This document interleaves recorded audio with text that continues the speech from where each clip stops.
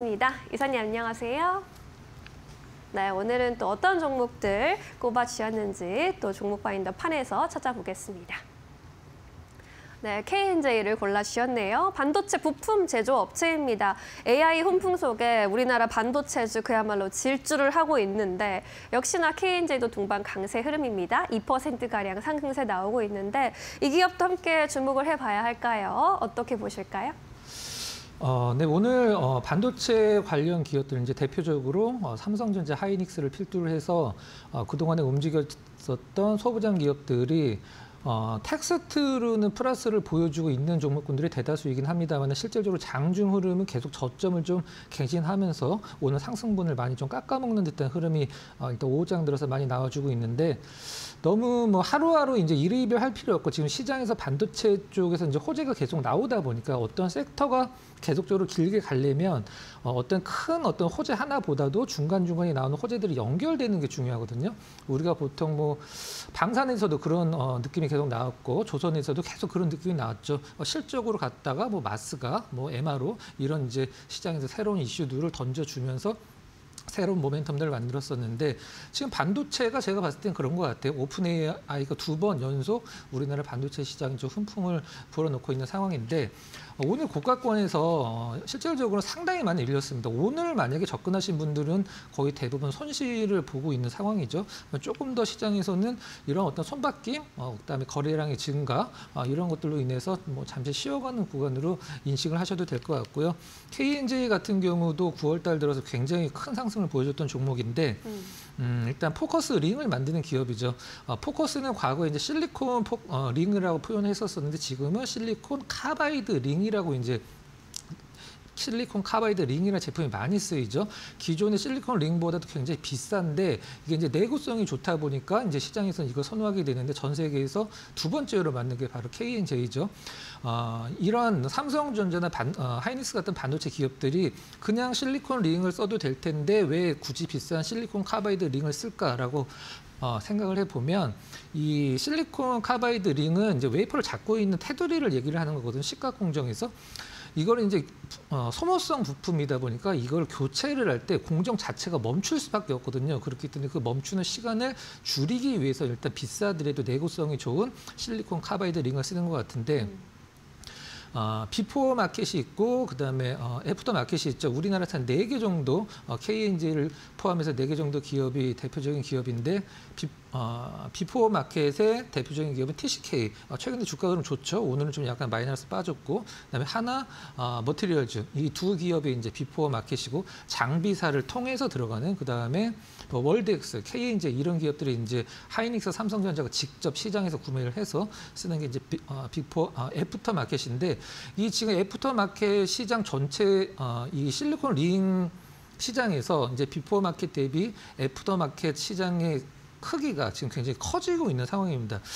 일단 K&J도 그 애프터마켓 점유율이 얼마 전까지는 이제 6%였었는데 지금 15%까지 좀 올라와 있는 상황이고 애프터마켓 시장 규모도 500억에서 한 뭐 3배 이상 1,700억으로 커질 정도로 전체 시장은 한 4천억이 좀 넘죠. 4,200억 정도.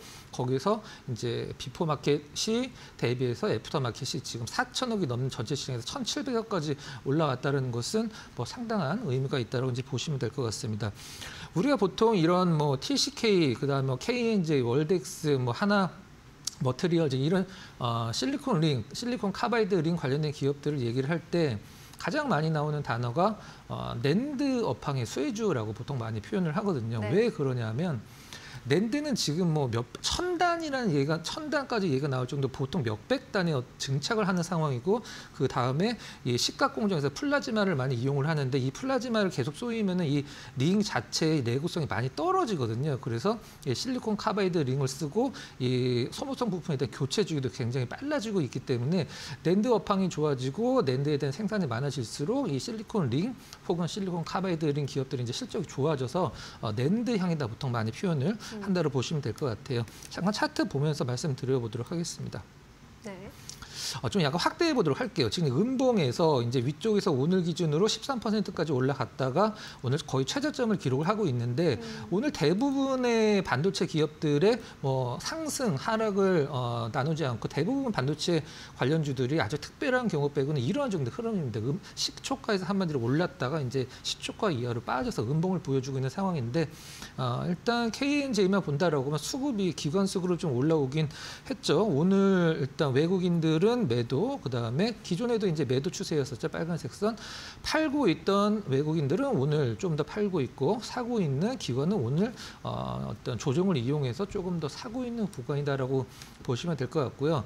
이 KNJ 혼자 이제 하나만 보시면 안 되고 이제 TCK 그다음에 하나 머티리얼즈 이제 지금 월덱스는 좀 약간 소외된 듯한 느낌이고 TCK 하나 머티리얼즈 이 KNJ를 묶어서 이 세 종목의 흐름이 어떻게 나오는지를 보시면 될 것 같아요. 그러니까 만약 TCK가 올라가는데 KNJ는 좀 약간 멈칫한다. 그럼 이제 홀딩으로 가시는 거죠. 근데 이 대표적인 세 개 기업들이 좀 약간 분위기가 다운된다라고 하면 많이 올라왔기 때문에 어느 정도 차익 실현이 상당히 좀 합리적인 전략이라고 좀 생각이 되는 그런 상황인 것 같습니다.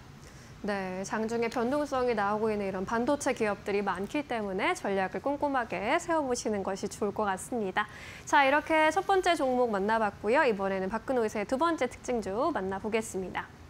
네, 파라다이스 좀 점검을 해보도록 하겠습니다. 오늘 카지노주 전반적으로 일제히 하락하는 모습이고요. 연휴 직전에 이제 올빼미 공시가 공개됐다라는 소식에 좀 투심이 악화하는 모습, 파라다이스 8에서 9%까지 빠져나가고 있습니다. 하락을 좀 어떻게 해석해 보는 게 좋겠습니까?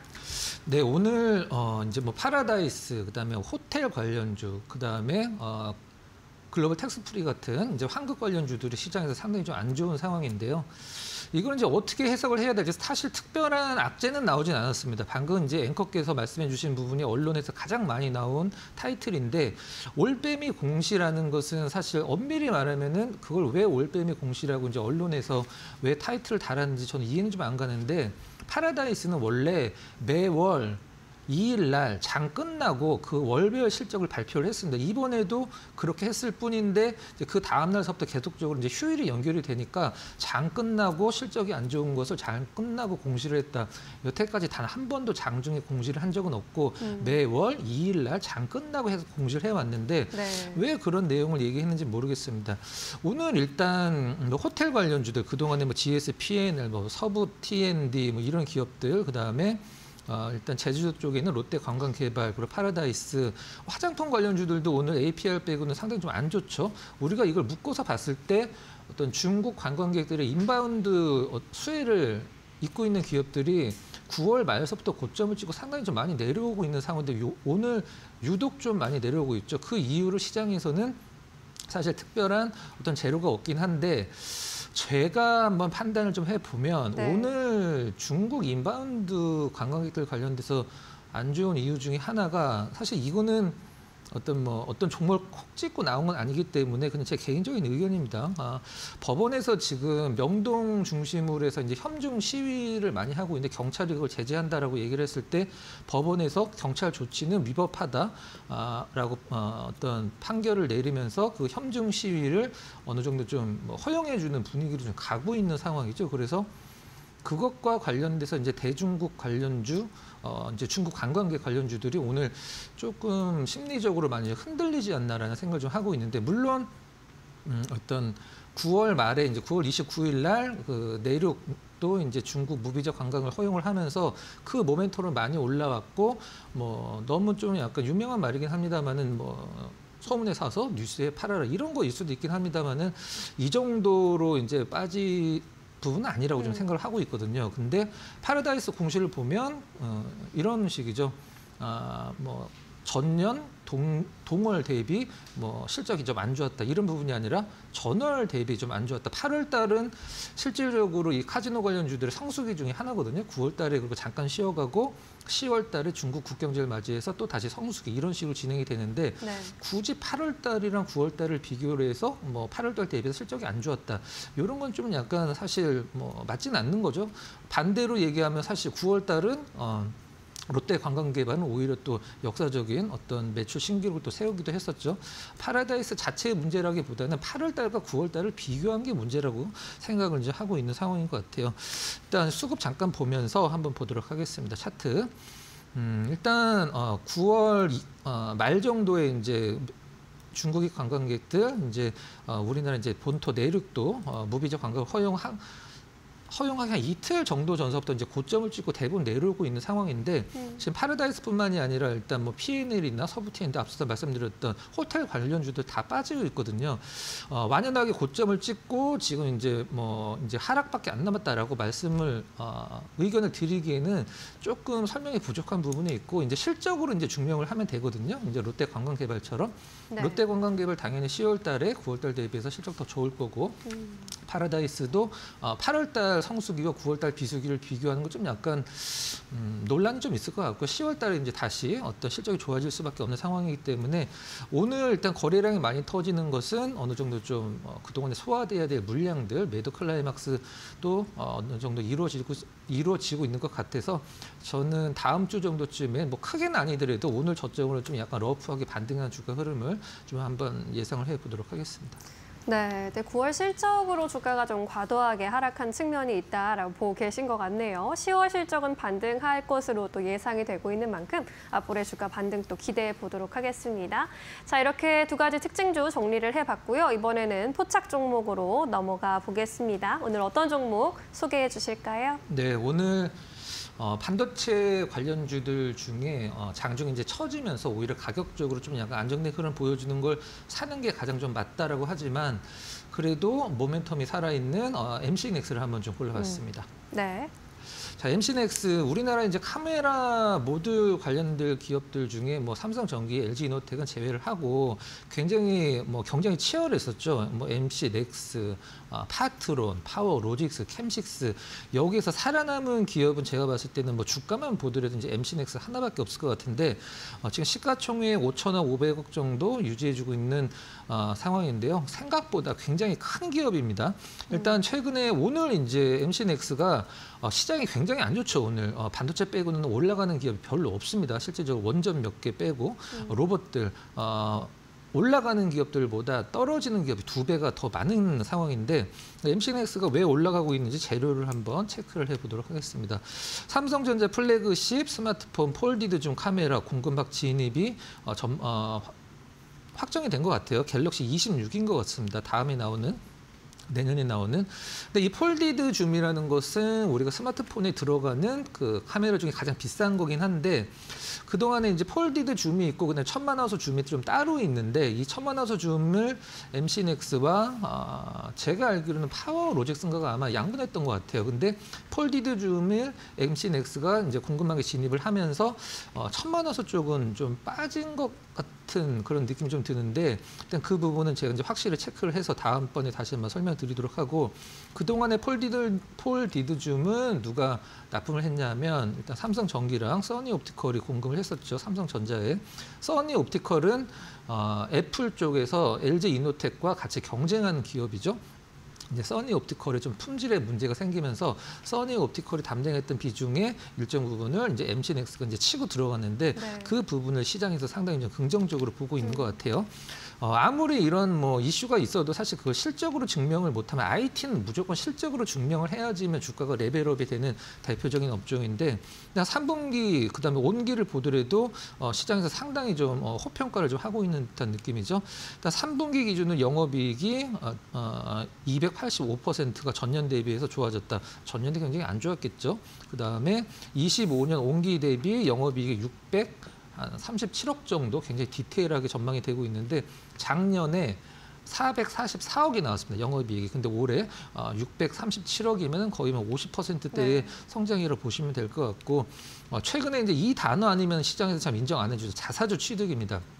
지금 MC넥스가 올해도 두 번째로 이제 자사주 취득 공시를 했는데 지금 자사주 지분율이 9%가 넘거든요. 자사주 지분율 우리가 보통 뭐 신영증권이나 이런 몇십 퍼센트의 자사주 비율을 갖고 있는 종목군들 보니까 9%가 좀 작아 보이는데 자사주 비율이 9%면 엄청나게 많은 겁니다. 그래서 이 MC넥스는 이제 자사주를 소각적으로 많이 가닥을 잡고 있는데 교환사채 쪽으로도 고려를 하고 있다.